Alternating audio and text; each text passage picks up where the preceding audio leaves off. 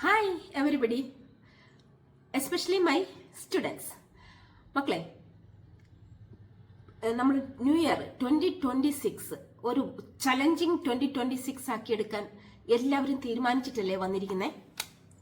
ആണോ? അങ്ങനെ ഒരു തീരുമാനമുണ്ടോ നിങ്ങൾക്ക്? ഉണ്ടെന്നുള്ളൊരു മാത്രം ഇത് കണ്ടിന്യൂ ചെയ്യാം, അതർവൈസ് ഇത് സ്ക്രോൾ ചെയ്ത് കളയാം. ഓക്കെ, അപ്പൊ ഞാനൊരു ചോദ്യം ചോദിക്കട്ടെ. നമുക്ക് 2026 സൂപ്പർ ആക്കണം അല്ലേ? കഴിഞ്ഞ വർഷങ്ങളൊന്നും പോലെ ആയിരിക്കില്ല നമ്മൾ ഈ വർഷം നമ്മൾ തുടങ്ങാൻ പോകുന്നത്. അതിന് റെഡിയാണോ? ഓക്കെ, അപ്പോൾ നമുക്കൊരു കാര്യം, ഞാൻ ടീച്ചർ ഒരു ചെറിയൊരു ചോദ്യം ചോദിക്കട്ടെ. ആരാ നമ്മുടെ ലൈഫ് ഡിസൈഡ് ചെയ്യുന്നത്? നമ്മുടെ ജീവിതം ആരാണ് തീരുമാനിക്കേണ്ടത്? നമ്മുടെ ജീവിതം എങ്ങനെ ജീവിക്കണമെന്ന് ആരാണ് തീരുമാനിക്കേണ്ടത്? പേരൻസ്, ടീച്ചേഴ്സ്, ഫ്രണ്ട്സ്, റിലേറ്റീവ്സ്, ചേച്ചി, ചേട്ടൻ, ഇക്കാക്ക, ഇത്താത്ത, ആര്? മക്കളെ, നിങ്ങളുടെ ജീവിതം നിങ്ങൾ ഡിസൈഡ് ചെയ്യണം. നിങ്ങൾക്ക് ഡിസൈഡ് ചെയ്യാനുള്ള മൊത്തം ഉത്തരവാദിത്വം അത് നിങ്ങൾക്ക് മാത്രമാണ്, നിങ്ങളുടെ പേരൻസിനല്ല. പേരൻസ് ആണ് തീരുമാനിക്കുന്നത് എന്ന് ആരെങ്കിലും ചിന്തിച്ചോ? എന്നിട്ട് നിങ്ങൾ പേരൻസ് പറയുന്ന പോലെയാണോ ജീവിക്കുന്നേ? നിങ്ങളുടെ മൂത്ത ചേട്ടനും ചേച്ചിയും പറയുന്നത് പോലെയാണോ ജീവിക്കുന്നേ? അല്ല. അപ്പൊ ഒരിക്കലും അവര് പറയുന്ന പോലെ അല്ല നിങ്ങൾ ജീവിക്കുന്നത് എങ്കിൽ അവരല്ല തീരുമാനിക്കുന്നത് എന്റെ ലൈഫ് എന്നാണല്ലേ അതിന്റെ അർത്ഥം, അല്ലേ മക്കളെ? അപ്പോ ആരാണ് നമ്മുടെ ജീവിതം? നമ്മൾ തന്നെയാണ് ഡിസൈഡ് ചെയ്യേണ്ടത്. എന്റെ ജീവിതം ഞാൻ സക്സസിലേക്ക് എത്തിക്കണോ വേണ്ടയോ, നിങ്ങൾക്ക് വിജയിക്കണോ തോൽക്കണോ, എല്ലാവരുടെ മുമ്പിൽ നല്ലൊരു സ്റ്റാറ്റസ് ഉണ്ടാവണോ, ഇതൊക്കെ തീരുമാനിക്കേണ്ടത് ആരാ? നമ്മൾ തന്നെയാ. നമ്മുടെ ജീവിതം നമ്മൾ തന്നെ തീരുമാനിക്കണം.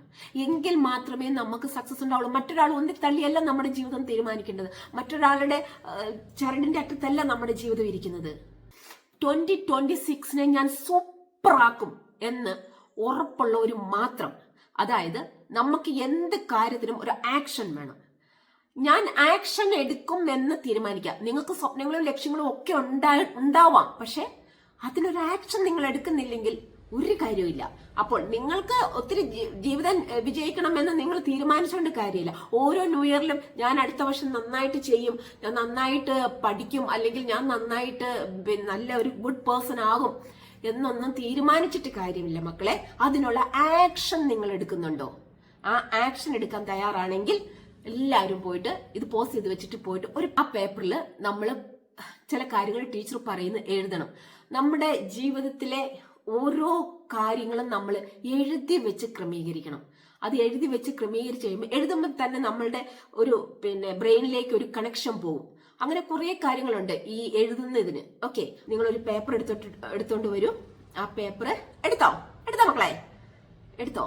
ഇനിയിപ്പം ഇത് കാണുന്നത് മുതിർന്നവരാണെങ്കിൽ ഞാൻ എന്താണോ കുട്ടികൾക്ക് പറയുന്നത് അത് നിങ്ങളുടെ ലൈഫുമായിട്ട് നിങ്ങൾ കമ്പയർ ചെയ്യുക.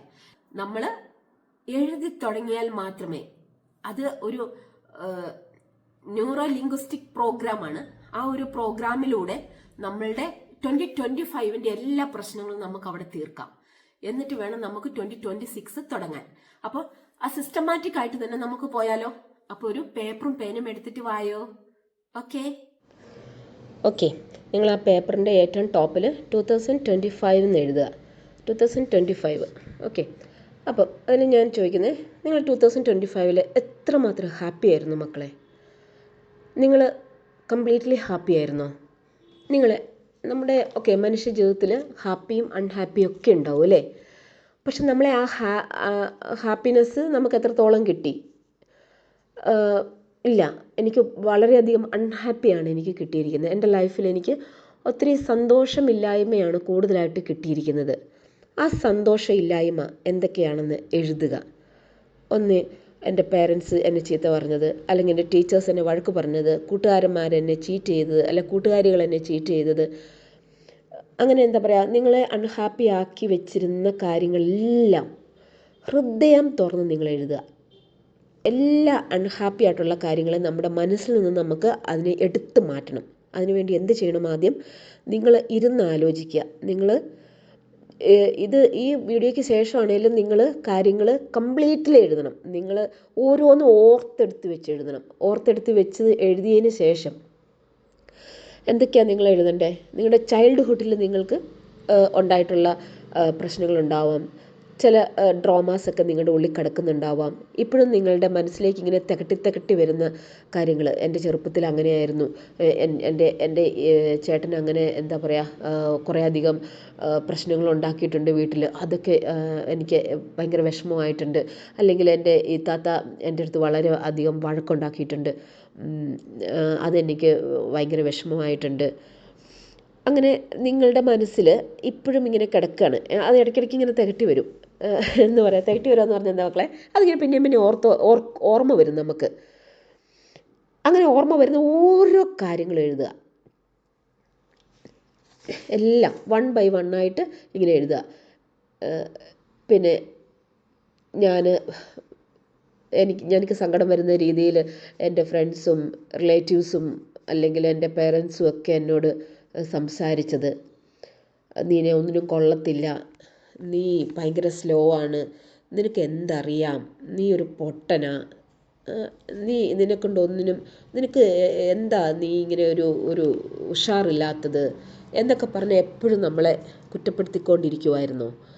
നമ്മളെ എന്തെല്ലാം കാര്യങ്ങളാണ് കുറ്റപ്പെടുത്തിയപ്പോൾ നമുക്ക് വിഷമം വന്നത്, അതെല്ലാം എഴുതുക, എല്ലാം. പിന്നെ നമുക്കൊരു ആത്മവിശ്വാസം ഇല്ലാത്തതുകൊണ്ട് നമുക്ക് സ്റ്റേജിൽ പെർഫോം ചെയ്യാൻ പറ്റുന്നില്ല. ചില കുട്ടികൾ ഭയങ്കര ഇൻട്രോവേർട്ടഡ് ആയിരിക്കും. അവരുടെ ആ ഓരോ പ്രശ്നങ്ങൾ, പിന്നെ സദസ്സിനെ അഭിമുഖീകരിക്കാനുള്ള പ്രശ്നങ്ങൾ, സ്റ്റേജിൽ പെർഫോം ചെയ്യാനൊക്കെ ഭയങ്കര ബുദ്ധിമുട്ടുള്ളവരുണ്ട്. അതെല്ലാം നമ്മളെ ശരിക്കും പറഞ്ഞാൽ നമുക്ക് വിഷമം ഉണ്ടാക്കുന്ന കാര്യങ്ങളല്ലേ. അങ്ങനത്തെ കാര്യങ്ങളും എഴുതണം. എല്ലാം നമുക്ക് പറ്റാത്ത കാര്യങ്ങൾ, നമുക്ക് ഇപ്പം ഞാൻ നന്നായിട്ട് പഠിച്ചിട്ട് പോയാൽ പോലും ടീച്ചർ ചോദിക്കുമ്പോഴത്തേക്കും ഭയങ്കര പേടിയും വിറയലും കാരണം അത് പിന്നെ എഴുതാൻ പറ്റാത്ത അവസ്ഥകൾ. നന്നായിട്ട് പഠിച്ചിട്ട് എക്സാമിന് പോയാലും ചിലപ്പോൾ എക്സാമിൻ്റെ ഹാളിലിരുന്ന് ശരിക്കും അതിൻ്റെ എക്സാം നമുക്ക് പ്രിപ്പയർ ചെയ്യാൻ ആൻസർ നന്നായിട്ട് എഴുതാൻ പറ്റാത്ത അവസ്ഥകൾ. അങ്ങനെ നമ്മളിലൊരു കോൺഫിഡൻസ് ഇല്ലായ്മയുണ്ടല്ലോ, അതും. അതായത് നമുക്ക് 2025 അതിൻ്റെ പുറകോട്ടുള്ള എല്ലാ വർഷങ്ങളും, അതായത് നിങ്ങളുടെ ചൈൽഡ്ഹുഡിലുള്ളത് മുതൽ നിങ്ങളങ്ങ് എഴുതുക, കംപ്ലീറ്റ് എഴുതുക പേപ്പറിൽ. സമയം എടുത്ത് എഴുതിക്കോളൂ, സമയം എടുത്ത് തന്നെ എഴുതുക കേട്ടോ. അങ്ങനെ മൊത്തം നിങ്ങൾക്ക് ഒരു ചെറിയൊരു ചാൻസിൽ നിങ്ങൾക്ക് നിങ്ങളുടെ ഫസ്റ്റ് റാങ്ക് നഷ്ടപ്പെട്ടത്, അല്ലെങ്കിൽ സ്പോർട്സിൽ നിങ്ങൾക്ക് കിട്ടേണ്ടതായിരുന്നു പക്ഷേ ചെറിയൊരു മൈന്യൂട്ട് സെക്കൻഡിൽ നിങ്ങൾക്ക് നഷ്ടപ്പെട്ടത്, ആർട്സിലാണെങ്കിലും അങ്ങനെ സ്കൂൾ ലീഡർ എന്നുള്ള പൊസിഷൻ നഷ്ടപ്പെട്ടത്. അങ്ങനെ നിങ്ങൾ നോക്കിക്കുക, നിങ്ങളുടെ ജീവിതത്തിൽ നിങ്ങൾക്ക് എന്തെല്ലാം പ്രശ്നങ്ങൾ വന്നേ, നിങ്ങൾക്ക് സങ്കടം വന്ന എല്ലാ പ്രശ്നങ്ങളും കേട്ടോ. ടീച്ചർ ഇങ്ങനെ ചിലത് പറഞ്ഞതേ ഉള്ളൂ, ഓരോരുത്തർക്കും ഓരോന്നായിരിക്കും അല്ലേ. എല്ലാവർക്കും ഡിഫറെൻ്റ് ആയിരിക്കും നിങ്ങളുടെ സങ്കടങ്ങൾ. ചില കുട്ടികൾക്ക് പ്രത്യേകിച്ച് സങ്കടമൊന്നും ഉണ്ടാകത്തില്ല, അവർ നല്ല പെർഫെക്റ്റ് ആയിരിക്കും. കാരണം അവർ ചെയ്യുന്നതും പെർഫെക്റ്റ്ലി റൈറ്റ് ആണെങ്കിൽ പിന്നെ അവർക്ക് സങ്കടപ്പെടേണ്ട കാര്യം വരുന്നില്ല, അവരുടെ പേരൻസ് വഴക്ക് പറയത്തില്ല അല്ലേ.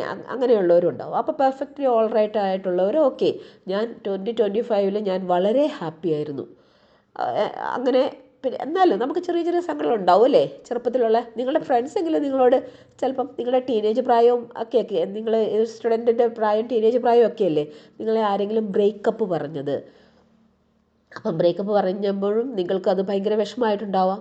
ചിലർക്ക് ഇതൊന്നും വിഷമമേ ഉണ്ടാവത്തില്ല, സാരമില്ല.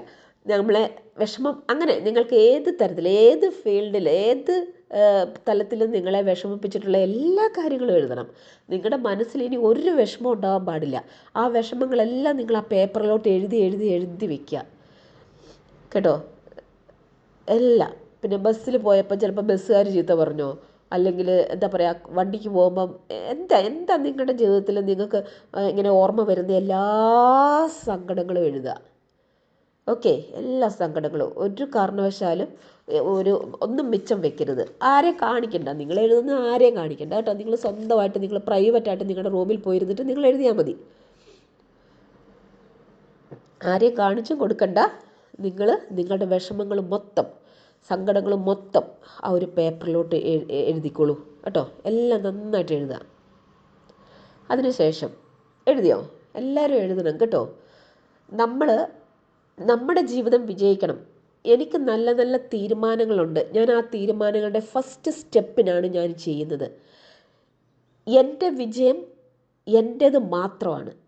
അതിൽ മറ്റാരും നിങ്ങളെ സപ്പോർട്ട് ചെയ്യാനില്ലെങ്കിലും നിങ്ങൾ സ്വന്തമായിട്ട് നിങ്ങളുടെ വിജയം ആഘോഷിക്കുക. സപ്പോർട്ട് ചെയ്യാൻ ആരും ഇല്ലെന്ന് വിചാരിച്ച് നിങ്ങൾ ചെയ്യേണ്ട കാര്യങ്ങൾ ചെയ്യാതിരിക്കരുത്. മക്കളെന്ത് ചെയ്യണം? അടുത്ത വർഷത്തേക്ക് ഞാൻ നല്ല തീരുമാനങ്ങൾ എടുക്കുന്നതിൻ്റെ ഫസ്റ്റ് ആക്ഷൻ ആണ് ഇതെന്ന് തന്നെ ഉറച്ച് വിശ്വസിക്കുക. ആ ഫസ്റ്റ് ആക്ഷൻ നിങ്ങൾ എടുക്കണം. നിങ്ങൾ ആക്ഷൻ എടുക്കുന്നില്ലെങ്കിൽ ഒരു കാര്യമില്ല മക്കളെ. Without action nothing will happen എന്നൊക്കെ പിന്നെ നിങ്ങൾ കേട്ടിട്ടില്ലേ? ഇല്ലേ? യെസ്, നമ്മൾ ആക്ഷൻ എടുത്താൽ മാത്രമേ നമുക്ക് റിസൾട്ട് ഉണ്ടാവുള്ളൂ കേട്ടോ. നിങ്ങൾ ഏത് കാര്യത്തിനാണേലും നിങ്ങളൊരു ചെറിയൊരു ആക്ഷൻ എടുക്കണം. അതുകൊണ്ട് ഇത് എല്ലാവരും സമയമെടുത്ത്, നിങ്ങൾ റൂമിൽ പോയിരുന്ന സമയമെടുത്ത് നിങ്ങളുടെ എല്ലാ പ്രശ്നങ്ങളും, നിങ്ങളുടെ എല്ലാ കോൺഫിഡൻസ് ഇല്ലായ്മയാണെങ്കിലും ശരി, നിങ്ങളെ ബാക്കിയുള്ളവർ കുറ്റപ്പെടുത്തുന്നത്, ബാക്കിയുള്ളവർ അപമാനിക്കുന്നത്, നിങ്ങളെ ദേഹോപദ്രവം ഏൽപ്പിച്ചിട്ടുണ്ടെങ്കിൽ അങ്ങനെ, അല്ല നിങ്ങളുടെ പപ്പയും അമ്മയും തമ്മിലുള്ള വഴക്കുകൾ, ചിലപ്പം പപ്പയൊക്കെ മദ്യപിച്ച് വീട്ടിൽ വന്നിട്ടുണ്ടാക്കുന്ന പ്രശ്നങ്ങൾ, അതൊക്കെ നിങ്ങളുടെ കൊച്ചു മനസ്സിനെ എത്രത്തോളം ബാധിക്കുമെന്ന് നിങ്ങൾക്കറിയാലോ. അപ്പോൾ അത് എല്ലാം എഴുതുക. നിങ്ങളുടെ എല്ലാ സങ്കടങ്ങളും എഴുതുക കേട്ടോ. നിങ്ങൾക്ക് പിന്നെ വീട്ടിൽ മറ്റ് അയൽവക്കത്തെ വീട്ടിൽ എന്തെങ്കിലും പ്രശ്നങ്ങൾ നടക്കുന്നത് നിങ്ങളെ എഫക്റ്റ് ചെയ്തിട്ടുണ്ടോ? അതും എഴുതുക. നിങ്ങളുടെ മനസ്സിൽ ഇനി ഒരു അൺഹാപ്പി ആയിട്ടുള്ള കാര്യങ്ങൾ കിടക്കാൻ പാടില്ല. എല്ലാം പേരൻസ് തമ്മിൽ അവരുടെ ദാമ്പത്യ ജീവിതത്തിലെ പ്രശ്നങ്ങൾ നിങ്ങളുടെ മുമ്പിൽ വെച്ച് വഴക്കുണ്ടാക്കുന്നു, നിങ്ങളത് കാണുന്നു. അത് നിങ്ങളുടെ കൊച്ചു മനസ്സിൽ അവിടെ കിടക്കും. നിങ്ങളുടെ മനസ്സിൽ എന്താണോ നിങ്ങൾക്ക് ഉള്ള വിഷമങ്ങൾ മൊത്തം നിങ്ങൾ എഴുതുക. ഓക്കെ? അതിനുശേഷം നിങ്ങൾ ഒരു കാര്യം ചെയ്യുക. ഇതിനെയൊക്കെ നമുക്ക് നിങ്ങളുടെ മനസ്സിൽ ഏറ്റവും അധികം വിഷമിപ്പിച്ചിട്ടുള്ള 5 കാര്യങ്ങൾ ഇതിനകത്ത് നിങ്ങൾ ഇതിൻ്റെ അടിയിൽ കമൻ്റ് ഇടുക. ആ 5 കാര്യങ്ങൾ ഇത് വൈകുന്നേരത്തിനുള്ളിൽ ഇട്ടാൽ മാത്രമേ ഞാൻ അതിനെയും കൂടി ഉൾപ്പെടുത്തിയിട്ട് ആ കാര്യങ്ങളെ എങ്ങനെ പോസിറ്റീവിലേക്ക് നമുക്ക് കൊണ്ടുവരാം എന്നുള്ളത് പറയുമ്പം അത് ഇൻക്ലൂഡ് ചെയ്യാൻ പറ്റത്തുള്ളൂ കേട്ടോ. ഞാൻ പറ്റുമെങ്കിൽ അവിടെ തന്നെ ആൻസർ തരാം. ഇല്ല എങ്കിൽ അടുത്ത ക്ലാസ്സിൽ ഏതെങ്കിലും നിങ്ങളെ വല്ലാതെ വിഷമിപ്പിച്ചിട്ടുള്ള 5 വിഷമങ്ങൾ, നിങ്ങളുടെ സങ്കടങ്ങൾ, 5 സങ്കടങ്ങൾ ഇതിൻ്റെ അടിയിൽ തന്നെ ഇടൂ. അതുകൂടെ ഞാൻ ക്ലാസ്സിൽ ഇൻക്ലൂഡ് ചെയ്തിട്ടായിരിക്കും നാളെ ക്ലാസ് തരിക. അപ്പോൾ അതിന് എന്താണ് നമ്മൾ ചെയ്യേണ്ടത് എന്നുള്ളത് ഞാൻ ആ ക്ലാസ്സിൽ പറയാം. ഓക്കെ? അപ്പോൾ എല്ലാവരും 5 കുറവാണ് നിങ്ങളുടെ സങ്കടങ്ങളെങ്കിൽ കുഴപ്പമില്ല. നിങ്ങൾക്ക് ഉള്ളത് മിനിമം 5 5 കൂടുതലുള്ളവർ 5 ഇടുക, കുറവുള്ളവർ അത്ര ഇട്ടാൽ മതി. ഓക്കെ? അപ്പോൾ മക്കൾ കംപ്ലീറ്റ് എഴുതിയില്ലേ? ഇനി നിങ്ങൾ സങ്കടപ്പെടുത്തിയവരുണ്ടാവില്ലേ? നിങ്ങളുടെ ഫ്രണ്ട്സിൻ്റെ അടുത്ത് നിങ്ങൾ ചുമ്മാ വഴക്കുണ്ടാക്കി, ടീച്ചേഴ്സിൻ്റെ അടുത്തൊക്കെ മോശമായിട്ട് സംസാരിച്ച്, ടീച്ചേഴ്സിൻ്റെ ക്ലാസ്സിലൊന്നും ശ്രദ്ധിക്കാതെ അവരുടെ വഴക്കും കേൾപ്പിച്ച്, അപ്പോൾ ടീച്ചേഴ്സിന് സങ്കടമാവും. നിങ്ങൾ ക്ലാസ്സിൽ ശ്രദ്ധിക്കാതെ ഇരിക്കുമ്പോൾ ടീച്ചേഴ്സ് സൈലൻറ്റ് പ്ലീസ് എന്ന് പറഞ്ഞിട്ട് നിങ്ങൾക്ക് ടീച്ചർ എത്ര കഷ്ടപ്പെട്ട് അവിടെ ക്ലാസ് തരുന്നത്, ആ സമയത്ത് നിങ്ങളൊന്നിലും ശ്രദ്ധിക്കാതെ ഇങ്ങനെ ഇരിക്കുമ്പം അത് അവരെ സങ്കടപ്പെടുത്തുന്നുണ്ട്. അപ്പോൾ നിങ്ങൾ സങ്കടപ്പെടുത്തിയവർ എന്തൊക്കെ സങ്കടങ്ങളാണ് നിങ്ങൾ കൊടുത്തതെന്ന് നിങ്ങൾക്ക് ഏകദേശം അറിയാലോ. ഇപ്പം ലൈക്ക് നിങ്ങളുടെ പേരൻസിൻ്റെ അടുത്താണെങ്കിൽ നിങ്ങൾ അവരെ അനുസരിക്കാതെ അവരുടെ അടുത്ത് വല്ലാണ്ട് ഷൗട്ട് ചെയ്ത് സംസാരിച്ചത്, അല്ലെങ്കിൽ പിന്നെ കൂടുതൽ നിങ്ങളുടെ താത്തമാരോടും ഇക്കാക്കമാരോടും അനിയനോടും അനിയത്തിയോടും ഒക്കെ ആയിരിക്കും കൂടുതൽ നിങ്ങൾ വഴക്കുണ്ടാക്കുന്നത് അല്ലേ? പേരൻസിനേക്കാൾ കൂടുതൽ ചിലപ്പോൾ നിങ്ങളെ ബ്രദേഴ്സും സിസ്റ്റേഴ്സും തമ്മിലായിരിക്കും കൂടുതലും കച്ചറ ഉണ്ടാക്കുന്നത്. അപ്പോൾ അങ്ങനെ അവരുമായിട്ട് ചുമ്മാ വഴക്കുണ്ടാക്കിയത്, അവരെ സങ്കടപ്പെടുത്തിയത്, നിങ്ങളുടെ സങ്കടം നിങ്ങൾ എഴുതി. ഇനി നമ്മൾ ആരൊക്കെയാണ് സങ്കടപ്പെടുത്തിയത്, അങ്ങനെ നമ്മൾ സങ്കടപ്പെടുത്തിയവരുണ്ടെങ്കിൽ എന്ത് കാര്യത്തിൻ്റെ പേരിലാണ് നമ്മൾ അവരെ സങ്കടപ്പെടുത്തിയത് അതെഴുതുക. എന്തെല്ലാം നമ്മൾ വഴി ആരെയൊക്കെ നമ്മൾ സങ്കടപ്പെടുത്തിയിട്ടുണ്ടോ അവരുടെ പേരെഴുതിയിട്ട് അതിൻ്റെ ഫ്രണ്ടിൽ ഇങ്ങനെ എഴുതുക, ഞാൻ നിന്നെ സങ്കടപ്പെടുത്തിയിട്ടുണ്ട്, എന്തെങ്കിലും ഒരു ആളുടെ പേരെന്താ എഴുതിയിട്ട് നമ്മളെങ്ങനെയൊക്കെയാണോ അവരെ സങ്കടപ്പെടുത്തിയത് അതെല്ലാം എഴുതുക. എല്ലാം ഇരുന്നിട്ട് എഴുതുക കേട്ടോ, നന്നായിട്ട് എല്ലാം എഴുതുക. ഓക്കെ? സമയം എടുത്തിട്ട് നിങ്ങൾ എഴുതിക്കോളൂ. നിങ്ങൾ എന്താ ചെയ്യേണ്ടതെന്ന് വെച്ചാൽ ഇത് പോസ് ചെയ്ത് വെച്ചിട്ട് വേണം എഴുതാൻ. അതിനു വേണ്ടി നിങ്ങൾ സമയം കാണണം മക്കളെ. ഇതാണ് നമ്മുടെ ആക്ഷൻ. ഓക്കെ, ഞാൻ പറഞ്ഞു ആക്ഷൻ എടുക്കണം അല്ലേ. അപ്പം നമ്മൾ സങ്കടപ്പെടുത്തിയവരെ ഏതൊക്കെ കാരണങ്ങൾ കൊണ്ടാണെന്നുള്ളതെല്ലാം എഴുതി എഴുതി എഴുതി എഴുതി വയ്ക്കുക. അത് നിങ്ങൾ സങ്കടപ്പെടുത്തിയവരോട് ആ പേരെഴുതിയിട്ടുണ്ടല്ലോ അവിടെ, അവരോട് നിങ്ങൾ എന്നിട്ട് കണ്ണടച്ചിരുന്നിട്ട് ഒരു നിമിഷം കണ്ണടച്ചിരുന്നിട്ട് അവരോട് മനസ്സിൽ സോറി പറയാം. നിങ്ങൾ മനസ്സിൽ സോറി പറയുമ്പോൾ മക്കളെ, ഒരു ടെലിപ്പതി എന്ന് പറഞ്ഞ ഒരു പ്രോഗ്രാമാണ് അത്. അതൊക്കെ ക്ലാസ്സിൽ ഞാൻ നന്നായിട്ട് എക്സ്പ്ലെയിൻ ചെയ്യുന്നുണ്ട് കുട്ടികൾക്ക്. അപ്പം അതിൻ്റെ ജസ്റ്റ് പ്രാക്ടിക്കൽ വശം മാത്രം ഞാൻ നിങ്ങളോട് പറയാം. നിങ്ങൾ അവരോട് സോറി പറയാം. ഞാൻ അങ്ങനെ ചെയ്തതിന് ഐ എം സോറി, ഞാൻ നിന്നെ വിഷമിച്ചതിന് ഐ എം സോറി. എന്നിട്ട് അതിൻ്റെ നേരെ തന്നെ അല്ലെങ്കിൽ താഴെ തന്നെ നിങ്ങൾ എഴുതിക്കോ, ഐ എം സോറി, ഞാൻ ഇന്ന കാര്യം കൊണ്ട് നിന്നെ ഞാൻ വേദനിപ്പിച്ചു, I am sorry. Muhammad, I am sorry. അല്ലെങ്കിൽ മരിയ, ഐ എം സോറി. അങ്ങനെ ഞാൻ പറഞ്ഞല്ലോ, ആദ്യം പേരെഴുതി വെച്ചിട്ട് വേണം നിങ്ങൾ ഓരോരുത്തർ നിങ്ങൾ വേദനിപ്പിച്ചവരുടെ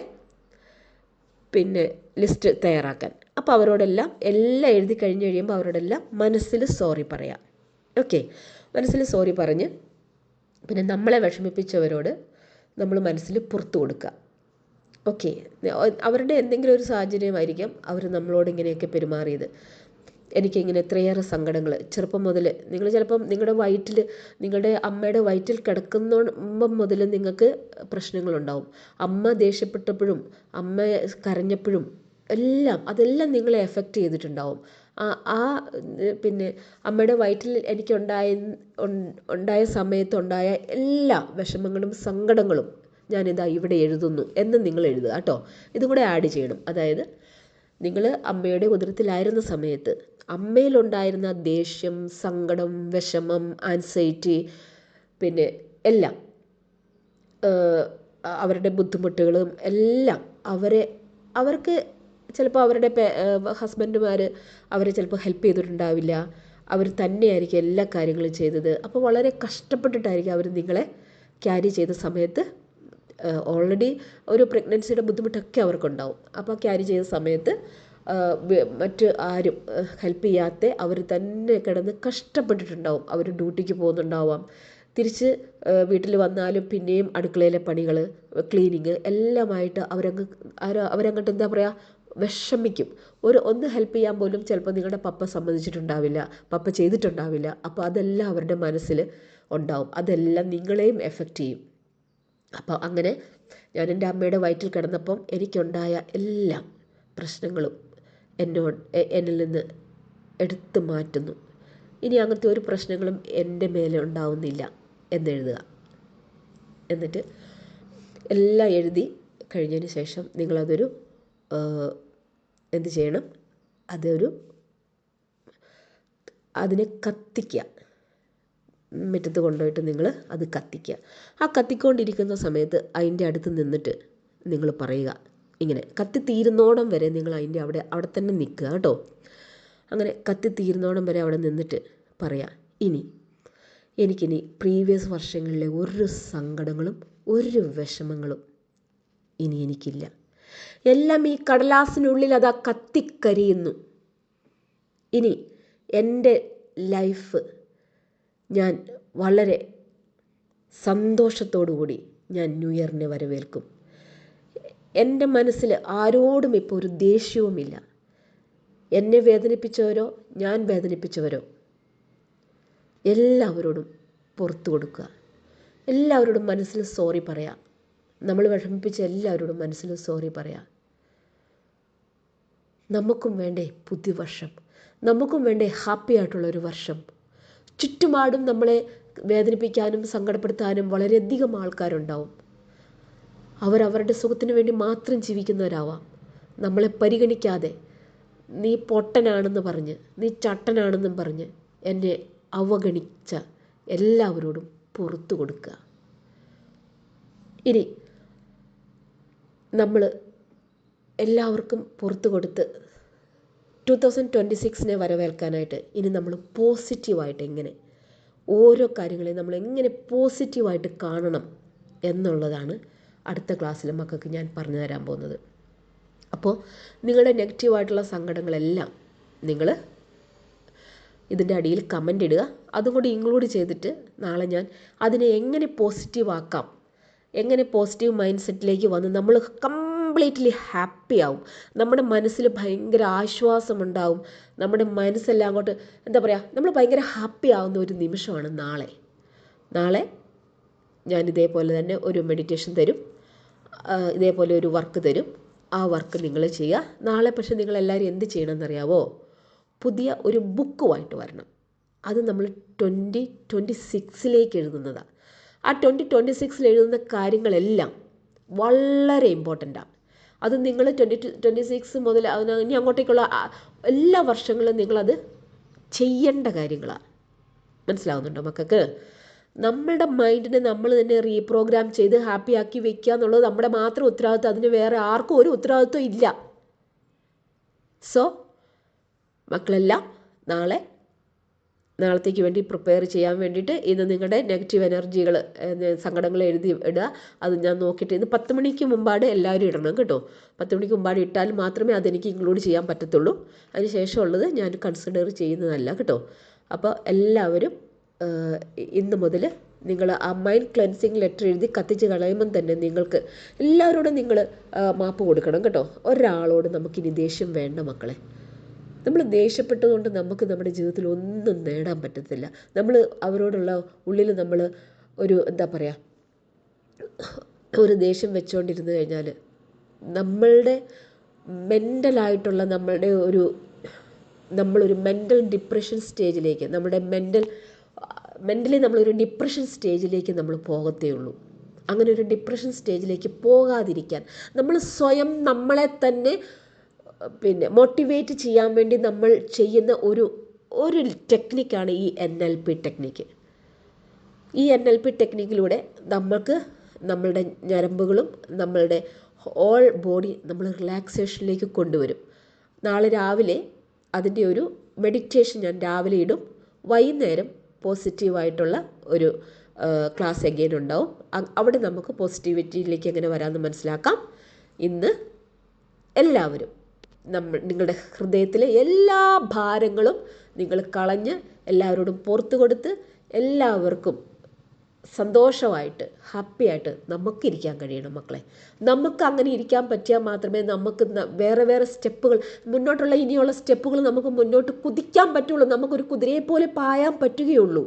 നമ്മുടെ സ്വപ്നങ്ങളും ലക്ഷ്യങ്ങളും നമുക്ക് സാക്ഷാത്കരിക്കണമെങ്കിൽ, നമ്മുടെ സ്വപ്നങ്ങളിലേക്ക് നമുക്ക് ഫോക്കസ് ചെയ്യണമെങ്കിൽ ആദ്യം നമ്മൾ മൈൻഡ് ക്ലിയർ ചെയ്യണം.